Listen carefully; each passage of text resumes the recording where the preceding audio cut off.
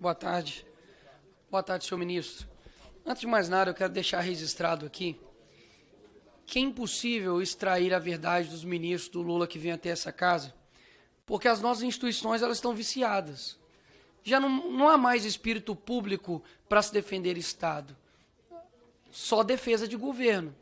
Então fica muito difícil, de fato, extrair a verdade. A gente, com a esquerda, você tem que expor, muitas das vezes você não tem que debater.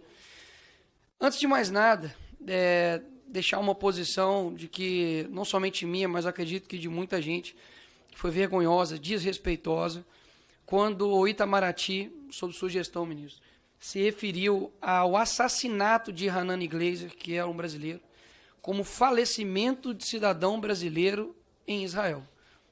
Não aconteceu um falecimento. Se eu sou os familiares de Hanani, eu confesso que eu ia ficar revoltado de um país tratar suas vítimas dessa forma, principalmente pelas mãos de terroristas. Além do mais, antes de fazer as minhas perguntas, são bem objetivas, basicamente é só sim ou não, de que eu ouvi aqui alguns deputados do PT dizendo a respeito, por exemplo, da suspensão dos vistos de estudante pelos Estados Unidos, de que isso seria uma medida, enfim, praticamente totalitária.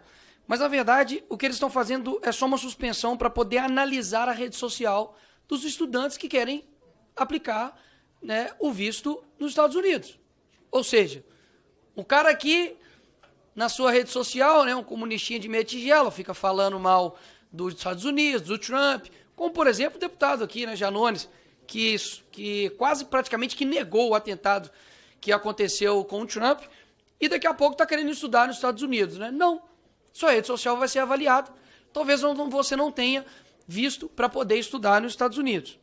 Segundo ponto, que aí vem um reflexo absurdo do Itamaraty, que, enfim, concede a mais alta honraria do Ordem do Rio Branco, de Rio Branco para Janja, que confesso que é a norte-artilheira, a nossa camisa 10, mas que, poxa, em termos de âmbito internacional, é gafe atrás de gafe.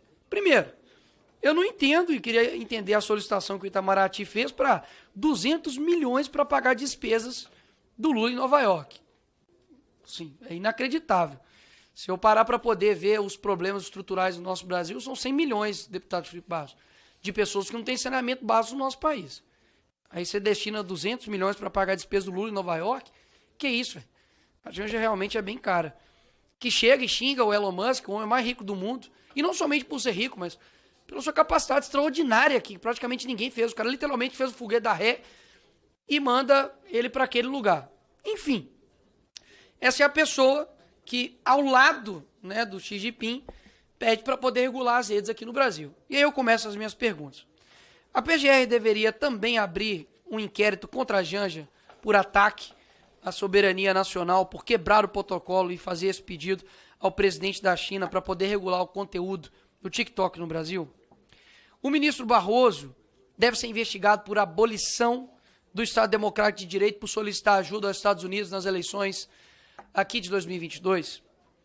Terceira pergunta. Lula e Zanin, que na época era seu advogado e hoje é ministro do STF, devem ser investigados e presos por solicitar ajuda à ONU por supostos abusos de autoridades na investigação da Lava Jato? Quando o PT acionou a OEA, alegando que o impeachment da Dilma foi um golpe, eles também deveriam ter sido neutralizados, senhor ministro. Porque o que na mídia foi dito é de que a Maria Luísa, embaixadora, foi encarregada pelo Itamaraty para poder neutralizar o Eduardo Bolsonaro nas suas ações no exterior. A Glaze deveria também ser enquadrada como ataque à nossa soberania nacional, quando ela foi até um canal árabe, Al Jazeera, pedir para que os árabes lutassem pela soltura do Lula? E agora uma pergunta extremamente objetiva, é sim ou não? O senhor concorda com a frase do seu chefe, Lula, de que após, se caso o Trump ganhasse, seria nazismo com outra cara? Porque ele ganhou.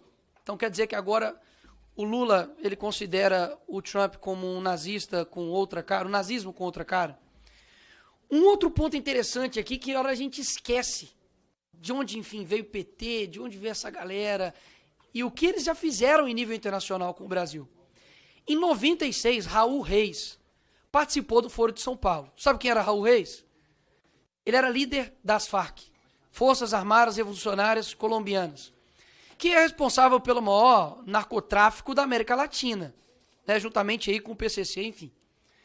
E nessa ocasião, quem mais estava lá? Os fundadores do Foro de São Paulo. Lula e também Hugo Chávez e também Fidel Castro. Vamos lá. 10 anos depois, Lula dá uma entrevista dizendo o seguinte, ministro, que ele é seu chefe. Falou assim, depois de anos da fundação do Foro de São Paulo, todos os países da América Latina tinham presidentes de esquerda.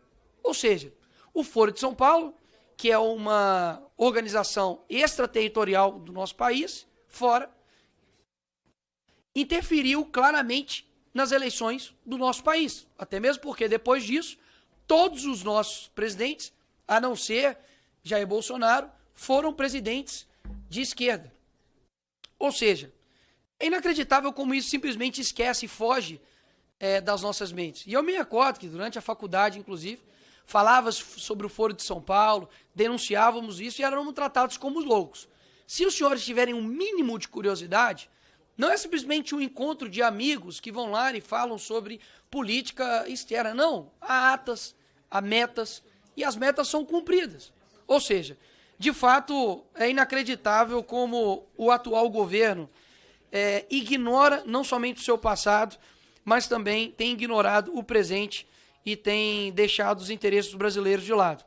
O governo brasileiro recusa a sugestão, talvez, né, de considerar a PCC e Comando Vermelho como organizações terroristas.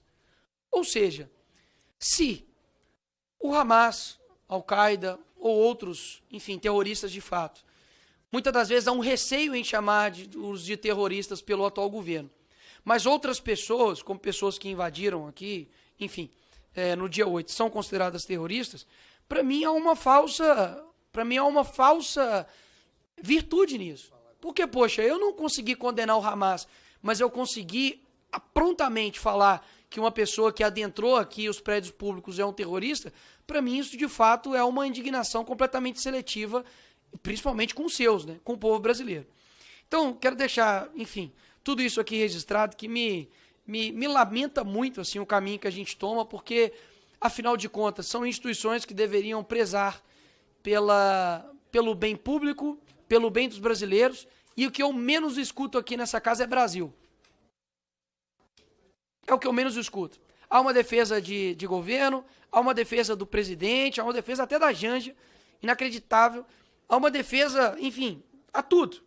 A AGU defende o STF defende deputados de esquerda judicializam tudo e jogam tudo para o STF quando lhes convém, e nada de se resolver de fato o problema do nosso país.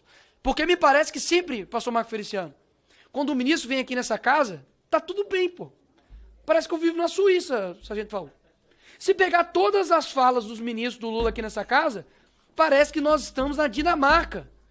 Porque, afinal de contas, não tem nada de errado. Então, parece que eu tenho que dar parabéns para vocês. Então, parabéns.